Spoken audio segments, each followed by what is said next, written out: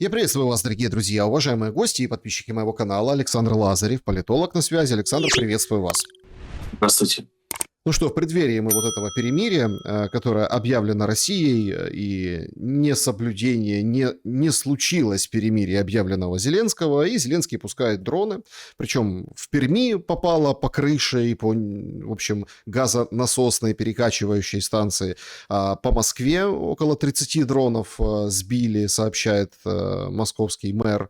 Ну и, конечно, полетело да так, что попало в Прибалтийскую республику Латвия, там попадание в, опять-таки, нефтехранилище, и вроде как, ну тут под вопросом, в поезд пассажирский людей эвакуировали, он загорелся, то ли сам загорелся, то ли фейк, то ли нет, тут, конечно, вопросы, но тем не менее страну НАТО, получается, атаковала Украина, хоть говорит, что это били россияне. В общем, жарко и ярко. Что вы думаете об этих событиях дня сегодняшнего? Означает ли это, что ну, вот 8-9 все будет идти по нарастающей, или это отстреливается Зеленский, чтобы потом, ну, так сказать, что вот смотрите, мы действуем зеркально? У меня есть две версии на этот счет. Насчет того, что будет 9 мая, да, и работает ли Зеленский по заранее согласованному и заготовленному плану, или это импровизация, из которой он пытается уже выбраться. То есть первым делом, когда мы об этом говорим, нужно вспомнить его заявление в Ереване, когда он сказал, что на 9 мая в Москве пролетят украинские дроны. То есть он это сказал с такой некой гордостью, уверенностью, что он это может сделать, да, и прозвучало это очень громко, сразу пошла реакция со стороны Российской Федерации. Сначала представители Госдумы сказали об ударе возмездия, да, а потом и Министерство обороны России сделало официальное заявление, что если будет осуществлен удар 9 мая или 8 мая по территории Российской Федерации, а именно там по Красной площади, по Москве, то будет ответ, в том числе касающийся центра города Киев. То есть по столице Украины русская армия будет наносить удар. После этого Зеленский объявляет свое перемирие с 5 на 6, да, безвременное. Опять объявляет он его в одностороннем порядке. Он просто делает заявление: мы оглашаем перемирие. То есть никаких там переговоров, отправки, условно говоря, писем, да, или связи там, по специальной связи, там, договоренности о том, что мы провели переговоры там, либо с посредниками, либо напрямую с Российской Федерацией и там получили отказ или не получили ответ, таких публикаций не было и заявлений тоже. Значит, это было просто сказано Зеленским, что мы в одностороннем порядке решили провести перемирие. Я первым делом подумал, что в этом есть определенная логика и хитрый план, то есть для Зеленского, потому что если это в одностороннем порядке происходит, значит, Российская Федерация соблюдать это перемирие не будет, а, соответственно, у Зеленского появляется аргументация, почему он может не соблюдать перемирие 8-9 мая. Аргументация, понятно, не для Российской Федерации, да, для России эти аргументы, они ничтожны, и они не будут восприняты, да, и на них как-то реагировать не будут. Но аргументация для всего западного мира. То есть это не я нарушил перемирие, я Зеленский, да, и нанес удары по Москве. Это Москва сначала нарушила перемирие, нанесла удары по Украине, а я уже ответил. И вот когда было нарушено это перемирие, Зеленский сделал заявление, сказал, что я соберу ставку военную, то есть представителей разведки, потом представителей вооруженных сил Украины, и мы подумаем, как мы будем отвечать. То есть такой намек, что ответ будет 9 мая. Потом состоялся разговор между Лавровым и Рубио. Да, о чем они разговаривали, никто не сообщает. Было сказано, что просто сверили часы. Ну так, в аккурат, да, когда 9 мая объявлены гипотетические удары со стороны Украины по России, нарушение перемирия, которое Зеленский себе придумал и объявил, да, со стороны России, происходит этот разговор между двумя главами дипломатических ведомств Российской Федерации и Соединенных Штатов Америки. О чем они разговаривать могли? Я думаю, что, скорее всего, разговор шел о том, что необходимо как-то объяснить Зеленскому, что не надо наносить подобные удары по Москве 9 мая. Дальше что происходит? Дальше происходит заявление спикера МИД РФ Захаровой, которая говорит о том, что будут нанесены удары в случае применения оружия по Красной площади, будут нанесены удары и по центрам принятия решений. Ну, это можно воспринимать как угодно. Да, во-первых, это говорит спикер МИД, хотя это официальное заявление МИДа, потому что говорит спикер МИД. Вот. Но это не сказал Путин, это не сказал Лавров, это говорит Захаров. Да, можно воспринимать с такой точки зрения, что угроза там не совсем серьезная. Но на самом деле это очень серьезная угроза, потому что заявление официального спикера МИД. То есть не просто на какой-то частной встрече, это заявление МИДа России после заявления Министерства обороны России. Их, И по-моему, тут даже, их, по-моему, даже было два, потому что сегодня тоже тиражируют, то есть повторно сказано было, что товарищи, давайте все серьезно, эвакуируйтесь, если будет нанесен этот удар, то, в общем, не шутит российская страна, что будет уничтожать центр Киева. да, и более того, в обращении МИДа, да, и обращении Министерства обороны было сказано, что людям, гражданскому населению, лучше покинуть город Киев, да, ну, центр в частности, и дипломатическим ведомствам также. А как ведут себя сейчас дипломатические ведомства, я думаю, что это будет таким неким маркером, то есть можно будет понять, насколько ситуация серьезная, но людям стоит действительно задуматься. Но возвращаясь к рассмотрению этих действий.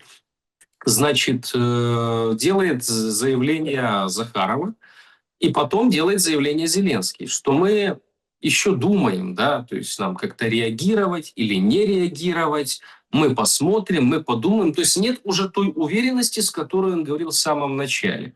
Из чего можно сделать вывод, да, если бы у него был план, который был полностью согласован, я уверен, что такой план был, вот, и он есть, в принципе, он согласован с частью западных игроков, в данном случае представителей там, Европейского Союза, возможно, Британии, но вмешались американцы. Я думаю, что позвонили Зеленскому с Вашингтона и объяснили ему, что не надо шутить с войной, так сказать, да, не надо делать резких движений, потому что ответ действительно может быть очень и очень серьезным. И вполне возможно, если Зеленский нанесет удар или нанес бы удар по Красной площади 9 мая, мы же понимаем, что это какой... И не только, да, там, это потери могут быть среди населения, там, войск Российской Федерации, но это еще очень серьезный имиджевый урон может быть.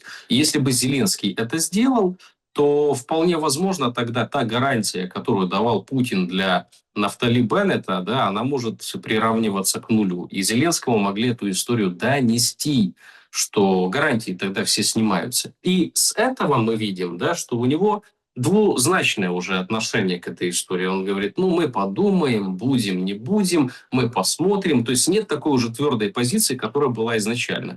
Поэтому посмотрим. На самом деле подвешенная история, если преобладают, так сказать, британские корни в этой проблеме, да, и они будут более аргументированно объяснять Зеленскому, что это надо делать, то, возможно, попытка будет предпринята. Получится ли, с учетом того, что мы видели недавно заседание Следственной комиссии парламента, да, по делам Firepoint и прочего, там, где сказал один из майоров вооруженных сил Украины о том, что из 3000 беспилотников долетает только один к Москве. Но это говорит о довольно-таки серьезной защите, да, там систем ПВО и несколько эшелонов и на подлете, и в самом городе. Я думаю, в городе несколько тоже линий обороны стоит. Поэтому будут ли попытки, посмотрим. Но я не исключаю такой возможности.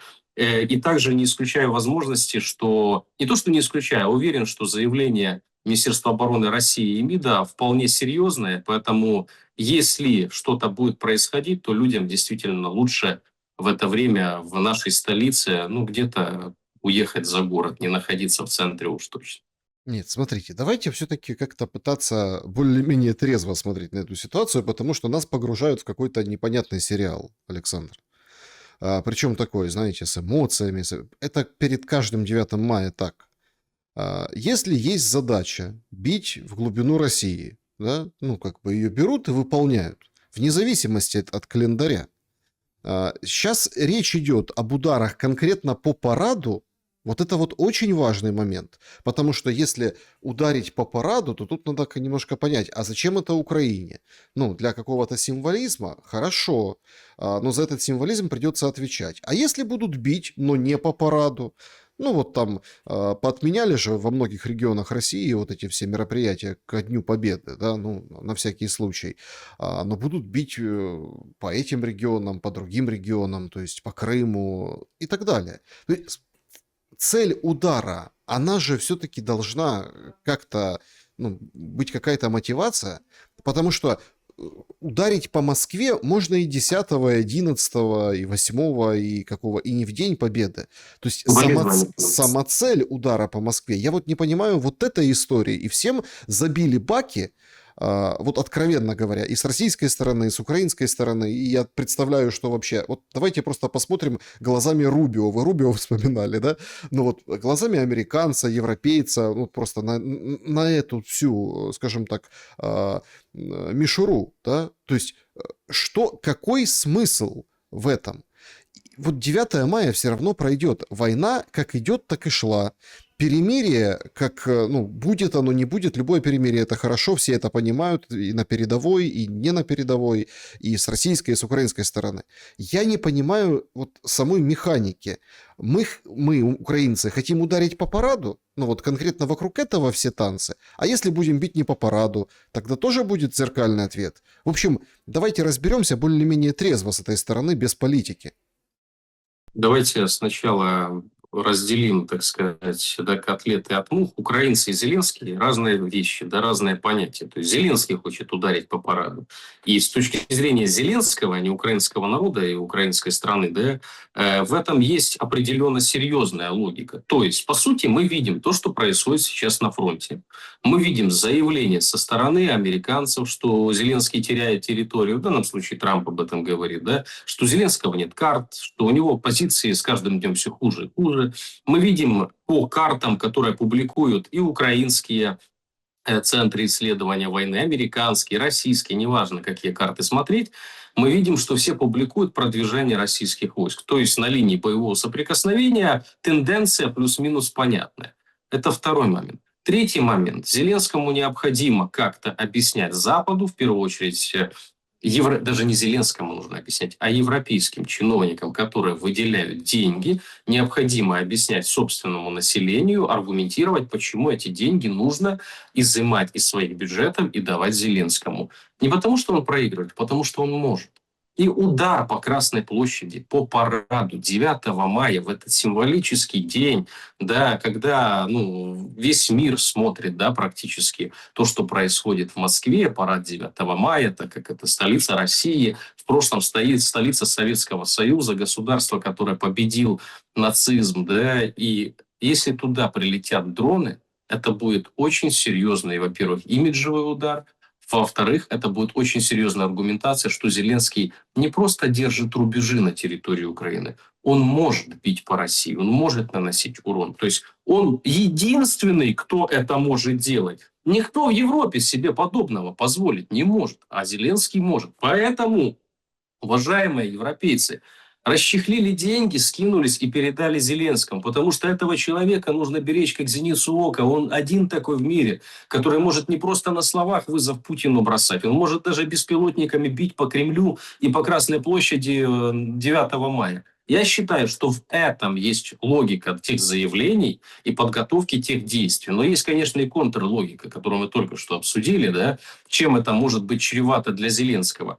То, что Россия заявила о том, что ударит по центру Киева там 9-10, Зеленскому плевать. Во-первых, он на банках не так часто бывает. Во-вторых, когда в эти дни он будет 100% где-то в международной поездке, либо еще где-то находиться, и все его окружение не будет в правительственном квартале. Он этого не боится. С другой стороны, что ему Рубио сказал, да, либо что ему американцы передали после разговора с Лавровым. Если разговор шел о том, что отменяются гарантии его личной безопасности, да, что никто не будет с ним уже церемониться, тогда вот там кольцо макиндерианское это сжиматься начинает. И здесь у него уже начинаются идейные шатания. А стоит ли идти на такие действия, показывать там, помогать европейцам, показать всему миру, что я такой потужный и незламный? Или это может чем-то очень плохим и плачевным закончиться лично для меня, для Зеленского, а не для украинского народа? Что там для народа будет? И когда это Зеленского волновало? Прилетят ракеты, прилетят дроны, еще что-то прилетит. Но это его не касается. Он в этот момент, его семья, его окружение, его там Ермак и все остальные, они ж не будут находиться на банках. Это ж, ну, как пить дать, всем понятная история. Хорошо. Поэтому этого он не боялся. Боится лишь за свою личную шкуру. Давайте тогда рассмотрим сценарий исключительно в качестве моделирования. А мы, А, Александр, этим и занимаемся. Мы ж не получаем разведданные, да? Смотрите, идет удар по центру Киева. Там тяжелый или там просто показательный, в общем, непонятно. Давайте так. Зеленского там нет, ничего нет, разрушено, условно, там сердце столицы. Какие плюсы и минусы для Зеленского, для России, и как это повлияет на дальнейший ход войны? Если вот, давайте так, просто предположим, что вот эта как бы механика работает. А для Зеленского это возможность пиариться и показать, какой Путин агрессивный и страшный, и посмотрите, что он делает. Поэтому давайте мы мобилизуем свои усилия, объединимся и дадим бой врагу. Это что Зеленский будет делать в случае, если он нанесет удары по Красной площади, а Россия в ответ нанесет удары по центру Киева. Для России это будет ответный удар, да, то есть это не просто нанесли удары по Красной площади, а Россия там где-то какие-то энергообъекты разбомбила. Это тоже будет символический жест, если он будет еще раз. Для всех говорю, что мы моделируем эту ситуацию. То есть это ответ символический, да, на символический удар, символический ответ. Только далеко не с символическими последствиями, а с реальными инфраструктурными и, возможно, человеческими потерями. Вот. Для Запада это очередная возможность на весь мир показать, как безобразно и нещадно ведет войну Российская Федерация, да, подумаешь, там, что, ну, ударили там какими-то беспилотниками по Красной площади, что ж после этого полстолицы-то разрушать, это неправильно. Но если вы думаете, что подобные действия могут как-то напугать Зеленского, и он испугается, если никто из людей, которые являются частью его власти, да, находятся в его вертикали, не пострадает, то я уверяю, что это не так. Никто из них не испугается, если они будут предупреждены, и если они там не будут находиться. С другой стороны, если русские скажут, что ты нанесешь удар по Москве 9 мая, а мы за это снимаем любые гарантии и начнем действительно гасить центры принятия решений. Ну, центры принятия решений не здания, в которых решения принимаются, да, а именно людей, структуры, власть, генералов, депутатов, министров, офис президента и самого Зеленского, то тогда это уже совсем другое, это совсем другая угроза. Вот поэтому именно этот аспект, он и сдерживает Зеленского, потому что он понимает, что он не бессмертен.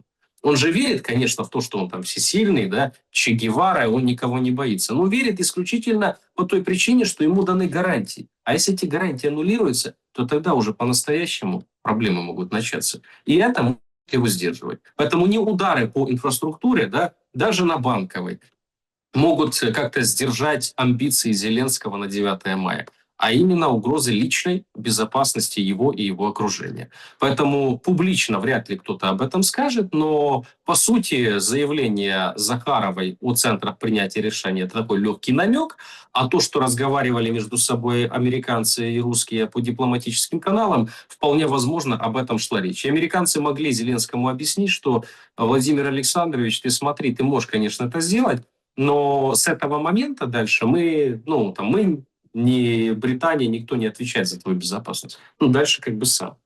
Вот где кто не спрятался, тот не виноват. Александр, очень важно посмотреть, опять-таки, с высоты птичьего полета на все то, что происходит. Я знаю, и вы тоже в курсе, очень многие там аналитики, многие комментаторы разного пошиба, кто-то там условно условно, пророссийские, кто-то проукраинские, кто-то там вообще проамериканские, протрамповские, продемократические. Короче, все говорят, что должен быть какой-то катарсис перед тем, как все, в общем-то, закончится. Ну, какой-то пик, да, напряжения и все. Сейчас я вижу, что это, конечно, искусственная история. Ну, вот там, даже по количеству дронов, там, по вот этим, вот там дроны куда-то попали, вот там с украинской стороны. С российской стороны идет не менее ожесточенный обстрел, и это переживают на себе и чувствуют жители Украины. И тут давайте будем откровенны. От того, ну, вот опять-таки, позиция, да, там, перелопатят центр Киева. Нет, это серьезный символический удар. Ну, с другой стороны, Зеленский давно хотел переносить столицу, помните? Там строить какой-то стеклянный офис, что все прозрачно, вот это так. Ну, в 2019 году он это всем обещал. От этого ни холодно, ни жарко людям, у которых в Днепре, в Запорожье, в Одессе, и в Харькове, и в других местах, где вот лупят конкретно. И нам же особо не рассказывают. Там «Нафтогаз» говорит, вот поразили 5 предприятий. Так а что там с этими предприятиями? Ну, сколько денег нужно, чтобы это восстановить, отстроить? То есть денег, понятное дело, на это сейчас нет, только какие-то обещания. И вот есть такое какое-то ощущение, что вот что-то должно произойти, и потом можно, в принципе, заканчивать. Условно, там, я гипотетически беру, это не значит, что я этого хочу, никто этого не хочет, это ужас и кошмар. Ну, вот, допустим, полетела какая-нибудь там приблуда на парад, ее там сбили, всех там эвакуировали, сократили по времени, гипотетически. Дальше там разрушили Банковую, разрушили Верховную Раду, вот это все. И все, в принципе, отвоевали, и дальше пошли и, в общем, договорились. Ну, то есть войну закончили. Хорошая точка, мажорная, для обеих сторон. Ну, мы по параду ударили, а мы вот по Киеву. Все условно там ястребы с двух сторон довольны. Опять, я моделирую, я не говорю, что это там позиция или так хочется. Давайте так. Есть просто очень интересные маркеры, которые нам говорят, что все заканчивается. Я, если честно, так и не понял. Как бы такая скорость бешеная. Вчера, во время вечернего обращения, Зеленский говорит, что у нас будут ЧВК. А сегодня Клименко говорит, что вот мы там принесли предложения, разработки. Короче, чтобы эти частные военные компании, прям целый пост написал Клименко.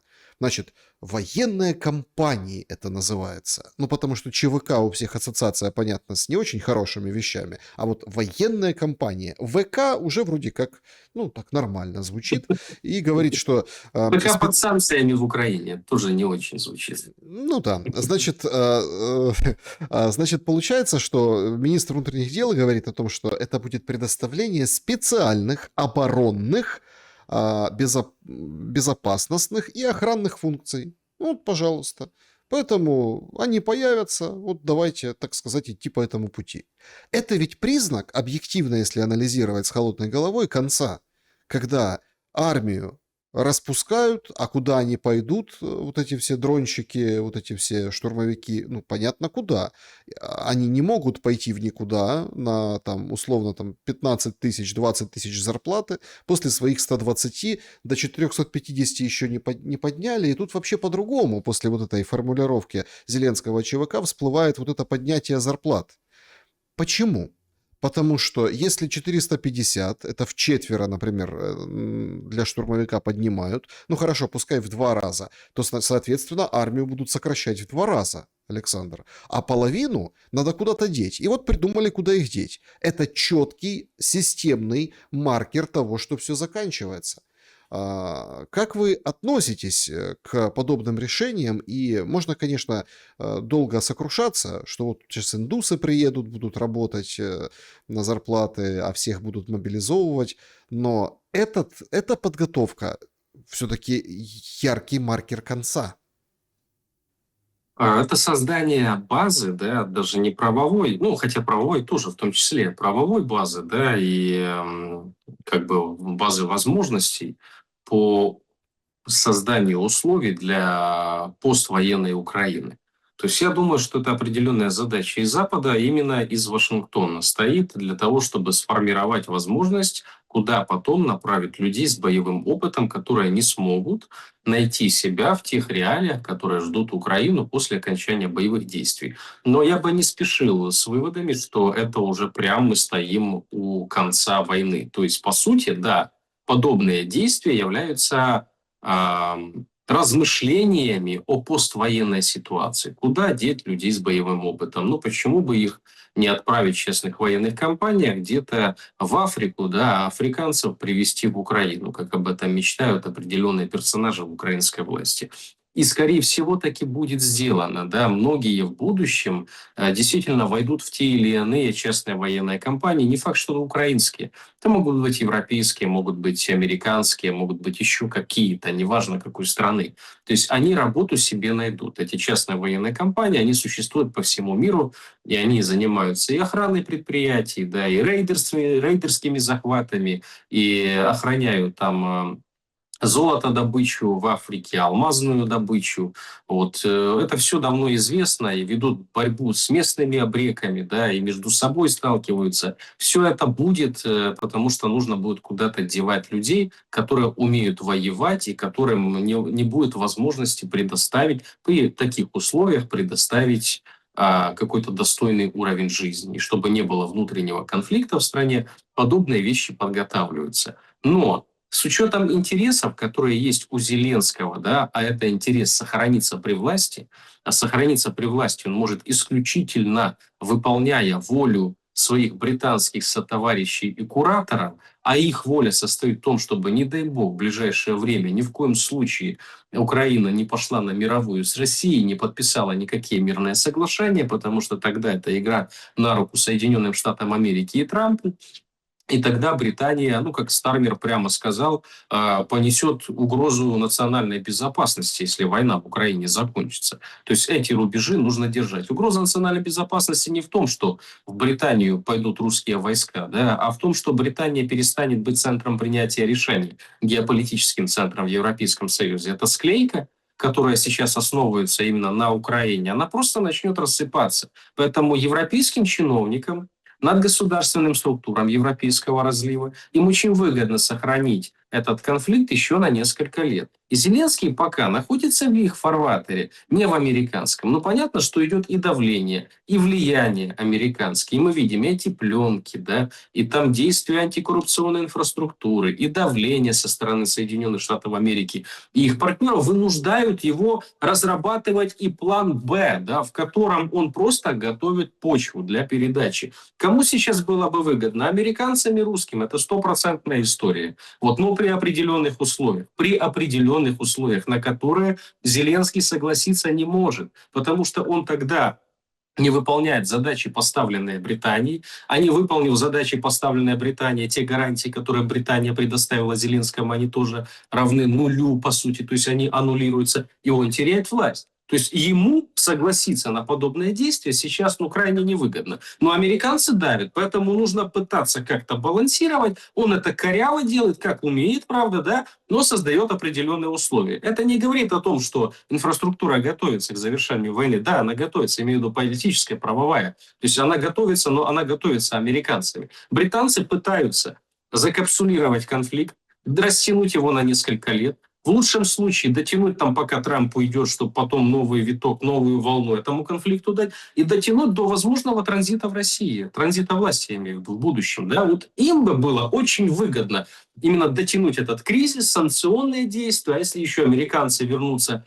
в тот фарватер, в котором они раньше при Байдене находились, дальше боевые действия, война затягивается на годы, русские выдвигают какие-то требования, Украина на это не соглашается, Украины уже некого мобилизировать, ничего страшного, присылаем сомалийцев, представителей, не знаю, там Сьерра-Леоне, да, какой-то Замбии и прочее, с уважением к этим странам, неважно. Я имею в виду, что люди, которые готовы будут идти воевать, бог знает где и бог знает с кем, потому что они выросли в этой войне. Потом с Бангладеша людей на работу, им без разницы, кто будет этим человеческим, как они называют, ресурсом, да, Они же так говорят, мобилизационным ресурсом. Украинец это будет, или будет представитель сомалийского народа, да?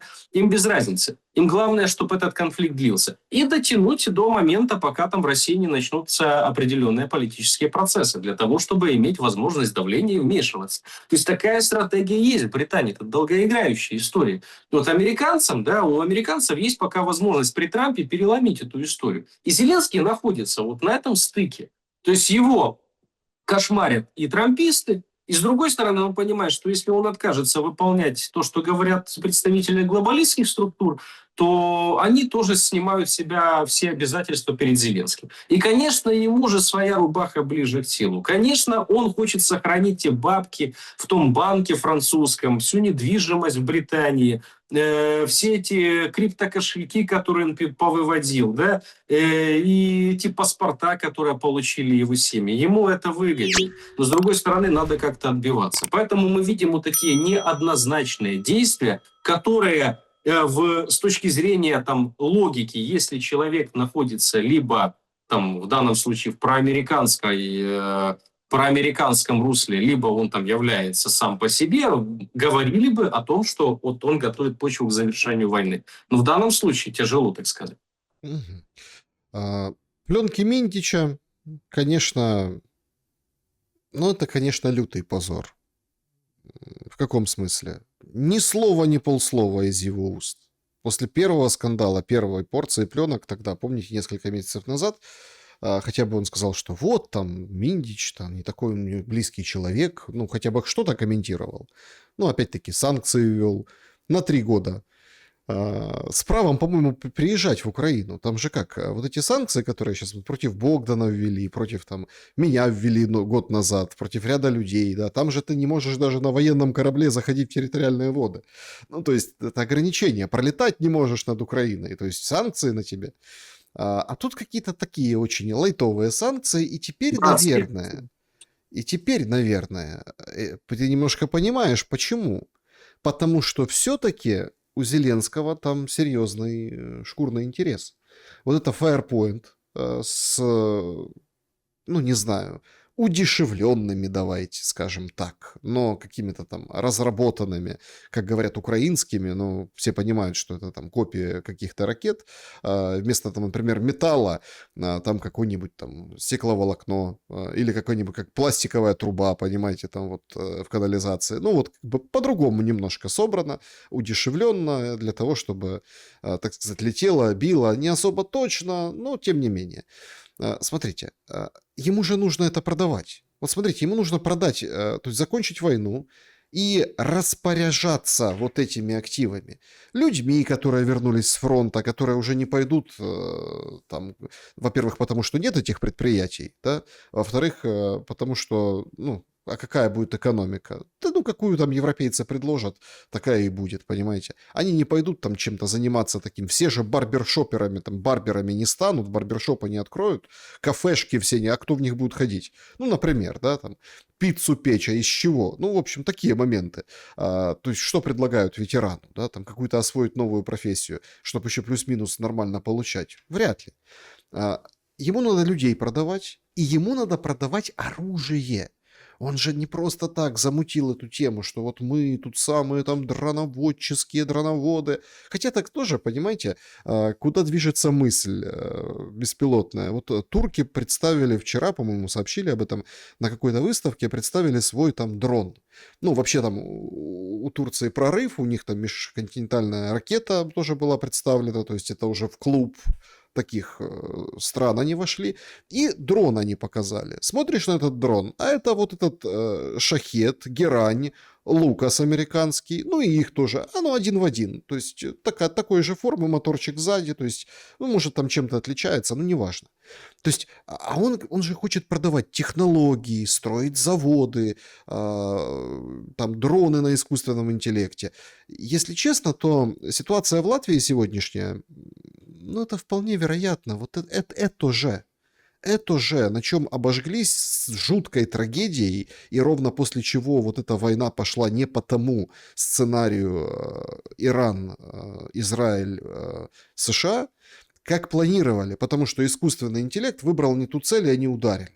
Судя по всему, ну это мое предположение, я не бог весь какой специалист и инженер, но судя по всему, это же там, ну, Латвия, да, вот они летели, и просто машинное зрение или там искусственный интеллект срисовал старую, а какая там еще в Латвии? Конечно, старая, такая же типичная советская там нефтяная, там, нефтехранилище какое-то, да? И вот он срисовал и просто туда ударил, а хотя должен был пролететь и ударить дальше.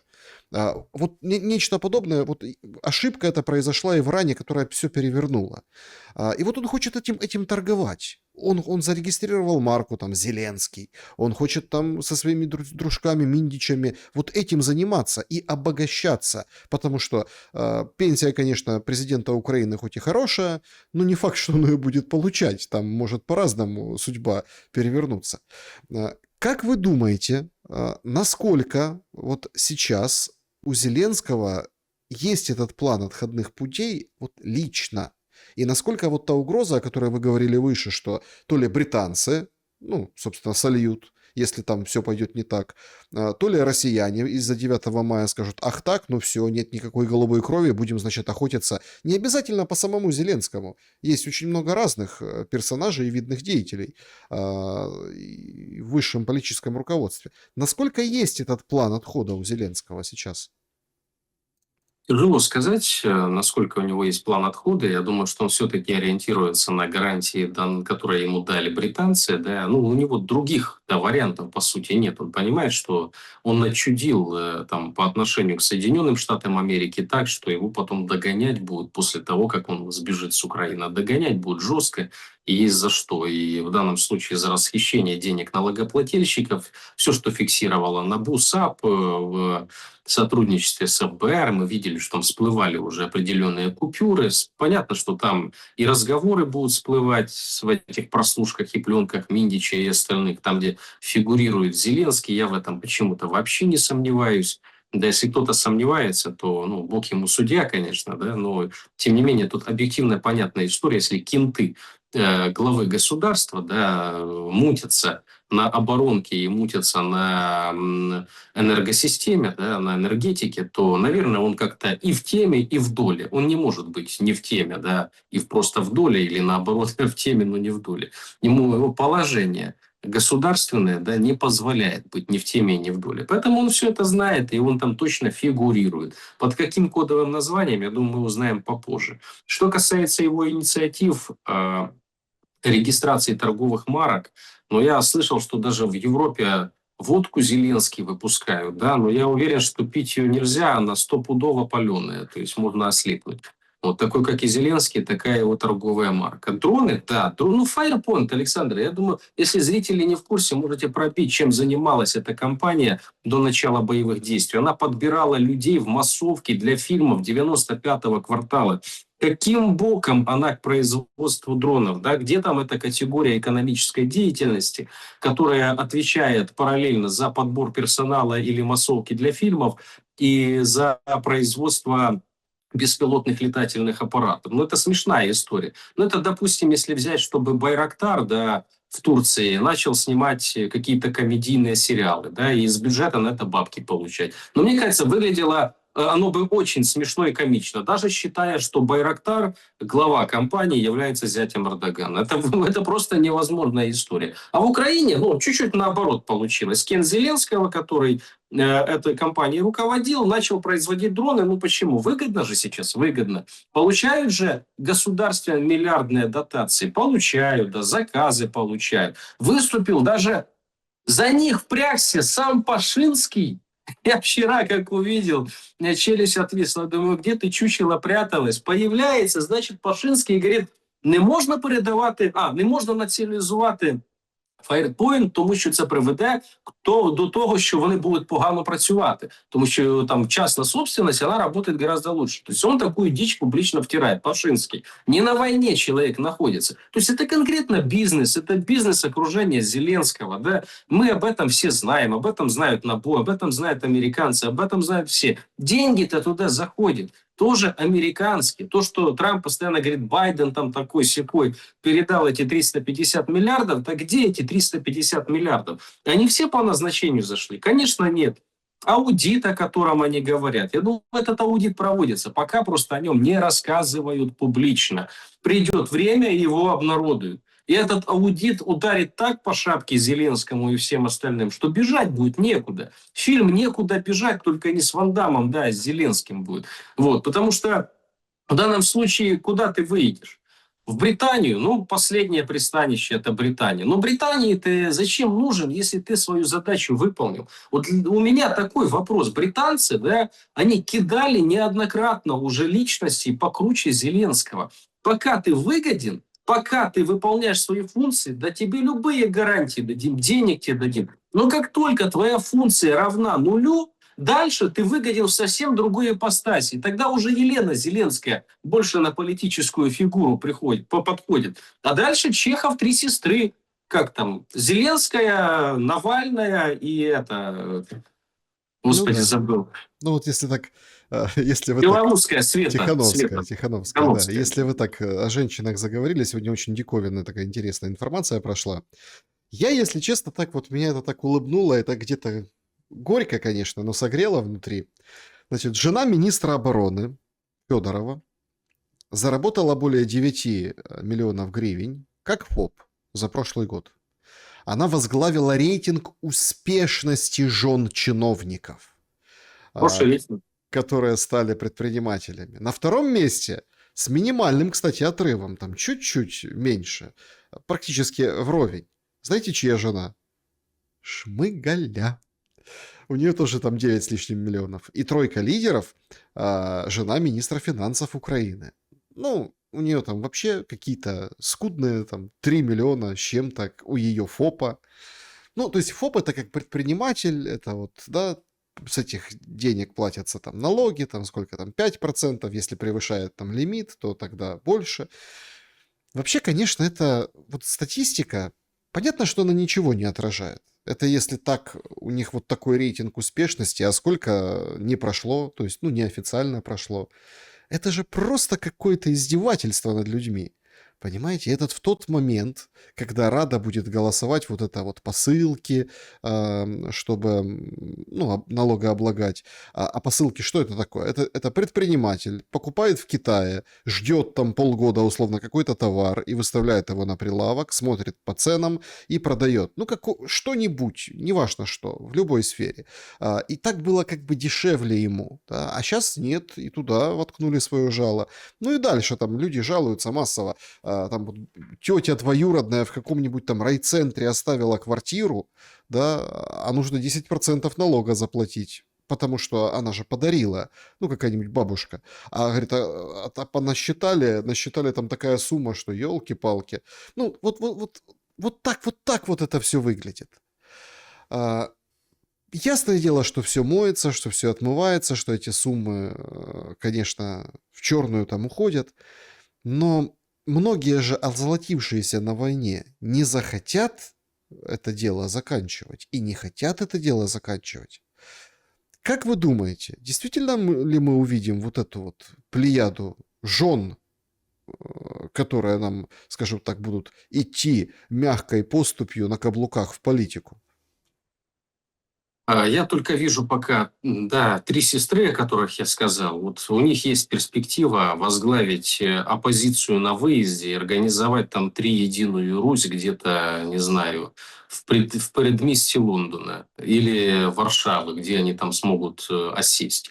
Что касается жен политиков, любовниц и прочее, я их обсуждать не хочу, не пацанское дело, но я хочу сказать, что всегда нечистые на руку политики, да, которые или государственные чиновники, или политики, они всегда записывали и объясняли свои сверхдоходы, что у них жены великие бизнесвумен, то есть что они офигенно умеют зарабатывать деньги, что у них бизнеса, они там self-made, да, себя сами создали и вообще мужа кормят. Ну, это, блин, это было всегда. Ну, кто следит за политикой не только украинской, это самый понятный аргумент, да. И то, что публикуются там какие-то данные, 9 миллионов, это тоже плевок в лицо, то, что воруют они. Какие 9 миллионов, друзья? 9 миллионов – это 200 тысяч долларов. За год Федоров 200 тысяч долларов, ну, не смешите. 200 миллионов, может быть, да, долларов заработал. Вот это я больше поверю, находясь на такой должности, да, и курируя эти потоки, которые идут и на дроны, и на все остальные истории. С этим я соглашусь. Поэтому это еще такое замыливание глаз. Насчет украинской коррупции на войне. Целая каста, целый класс создан коррупционеров, которые готовы в топку войны бросить от малого до старого. Им не важно, сколько людей погибнет, сколько городов будет разрушено и сколько всего потеряет украинский народ. Им это вообще не важно, потому что такие сверхприбыли, которые они имеют сейчас, они иметь никогда не будут и никогда не имели. А коррупция украинская, ну вот просто вот эта комедия, да, антикоррупционные структуры, органы, публикации. Вот вчера КМИС там публиковал, что 54% украинцев считают, что коррупция – это самое страшное, что есть в стране. Друзья, ну с коррупцией да никто не борется, никто не боролся. Это же очевидные, понятные вещи. 15 антикоррупционных органов создано. Сколько коррупционеров посадили? Да нисколько. Нисколько никого не посадили. Потому что не органы надо создавать. Да что далеко ходить? Бывший глава НАБУ, как его, Сытник, да?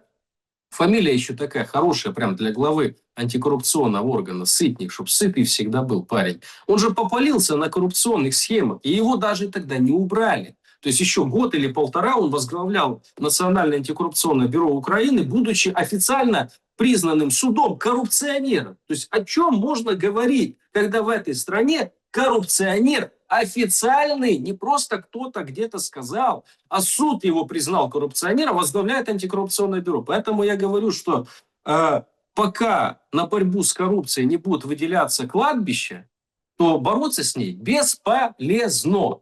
То есть сколько бы денег не выделили, пока у коррупционера, у чиновника, неважно какого уровня, будь то обычный гаишник, да, будь то какой-то глава района, депутат или министр, не будет сжиматься из-за того, что за любую взятку он может получить пожизненное либо вышку, вот до тех пор будут бороться, причем каждый. Каждый будет громко кричать: я борюсь с коррупцией, только поставьте меня, назначьте. Когда его назначат, он начнет хоботить другой, который захочет на его место, тоже будет громко кричать, что я борюсь с коррупцией. А потом эти коррупционеры, как мы видим, да, Пашинский, где-то всплывает Резников, еще, то есть у пацанов все, Яценюк, Яценюк, да. Аваков, вот эти И все вспомните, товарищи. кто из них не боролся с коррупцией? Все боролись. Победили. Если резюмировать наш сегодняшний разговор, вот мы начинали с Зеленского, с этой всей игры. Игра, конечно, продолжается, и будет еще очень много заявлений. Значит, выходит Зеленский и пишет вот следующее у себя, там распространяет, что Россия продолжает убивать людей и совершенно неадекватно беспокоится только о нескольких часах тишины в одной части Москвы. Ну, вы понимаете, к чему этот нарратив, да? Там Зеленский разрешит парад, не разрешит парад. Это первый нарратив вот этих последних дней. А второй нарратив сейчас... Вот Путину, смотрите, россияне, Путину на вас плевать. Ему нужно, чтобы только на Красной площади все было хорошо. Это вот прослеживается, вот эта вот метаморфоза, да, вот эволюция вот этого нарратива.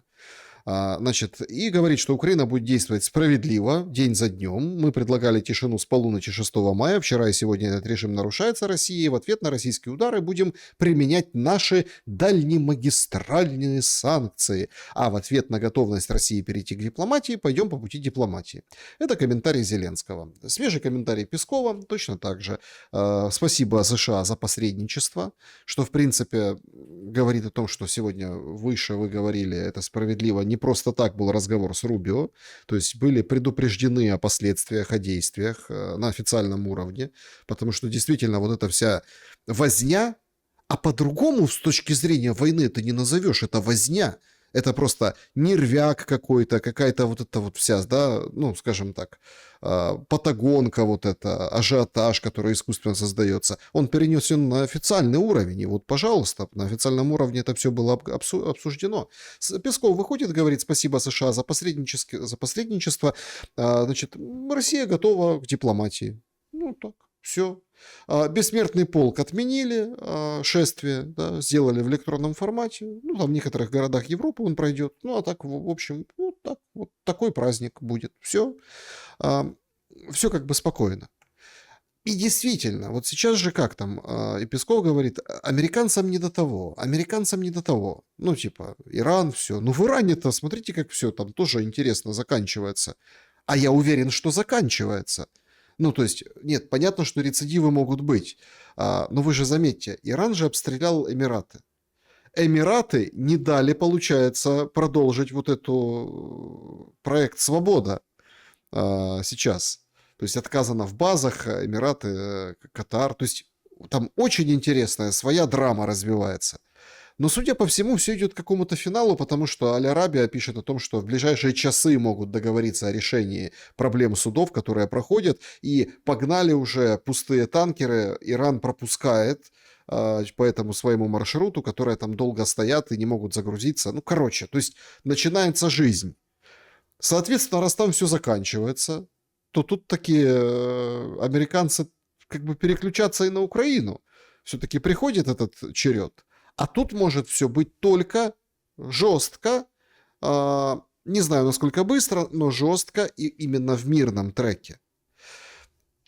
Один штрих. Я в финале, хочу, чтобы вы прокомментировали, с вашего позволения, вот такой. Значит, заканчивается даже в том преснопамятном. Суд сегодня опубликует записку, которую нашли в камере Эпштейна сокамерникам после первой попытки отдать Богу душу самого Эпштейна. Нью-Йорк Таймс об этом пишет.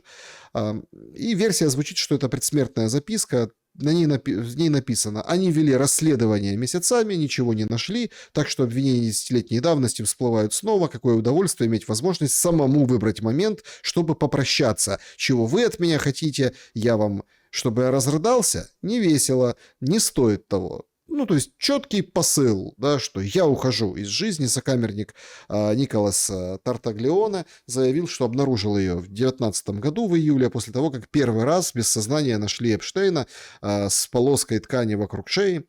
Ну, а потом в 66 лет Эпштейн как бы отдал Богу душу. То есть все... Вот опять-таки, все не просто там, вот оно закручивалось, а начинает разруливаться.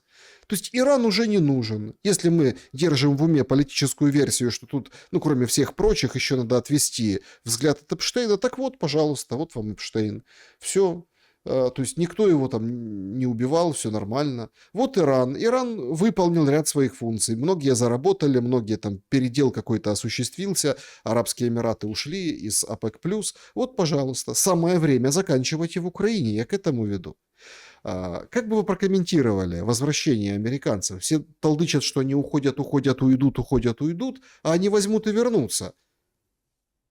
Янки go home, да, у американцев еще достаточно есть проблемных зон, в которых они хотят поучаствовать, и в том числе после ухода из Ближнего Востока, ну, как ухода, да, прекращения конфликта в Иране, давайте так. Вот. А Трамп же прямо сказал, он говорит, наши эсминцы, авианосцы, они по дороге домой зайдут на Кубу. Вот, потому что там есть плохой, злой режим, там вообще-то коммунисты. А коммунисты с точки зрения Трампа это хуже всех, вообще это самые страшные люди. Он так считает, он любого человека, который ему неприятен, называет коммунистом. То есть, ну, так у него повелось. Вот модное слово для него. Вот. И значит, они туда зайдут еще и там порешать вопросы. То есть американцы еще суету будут наводить очень долго. Сказать, что они там успокоятся и займутся своими внутренними проблемами, внутренние проблемы США, так уж сложилось, они затрагивают и другие страны. Они экспортируют свой внутренний кризис на внешнюю арену. Иначе они бы уже давно друг друга там перегрызли, и система бы лопнула. У них система направленная, да, то есть на внешний мир. Они не могут внутри себя капсулироваться, там, развиваться, работать. Поэтому мы еще увидим воплощение этой новой стратегии Соединенных Штатов Америки, да, обновленной доктрины Монро, да, касательно там, Карибского бассейна, Латинской Америки. Там еще много стран могут сработать, и Трамп займется этими вопросами, безусловно, будет заниматься. То, что с Ираном, да, пока есть тенденция, и дай бог, чтобы так было, что там конфликт начал уже угасать, да, потому что то, что происходит, оно влияет, ну, мало того, что на жизни людей, которые там живут, и в близлежащих странах, вообще на Ближний Восток горит. на мировую экономику очень сильно влияет. Это бьет по уровню мирового развития. Понятно, что это большая игра, большие заработки, колоссальные. Даже мы видим там по заявлению Трампа до сих пор рынки реагируют, как нефть марки Brent. То ниже сотки, то выше. И это там в считанные часы происходит. То есть спекулятивные аспекты этого кризиса никто не отменяет, и они есть, и если не первые, то и не вторые. То есть это они где-то в основе конфликта лежат. Что касательно Эпштейна, нужно разбираться в этом вопросе, да, но очень странно, что такая записка была, ее только сейчас опубликовали. А до этого, видите ли, ее где-то спрятали и хранили, ждали нужного момента. Ну, выглядит максимально неправдоподобно, неестественно. Но мы, так сказать, не видели эту записку, не знаем, только читаем, слышим. Поэтому будем за этим всем наблюдать. Да, Александр Лазарев был моим собеседником сегодня. Подпишитесь, пожалуйста, на Лазарева в Телеграм, на YouTube. Поставьте лайк, пожалуйста, этому видео. И, конечно же, увидимся с Александром примерно через неделю. Потому что не примерно, а точно. Александр, спасибо за время и мысли. До новых встреч. Увидимся, друзья. Всем добра и света, несмотря ни на что.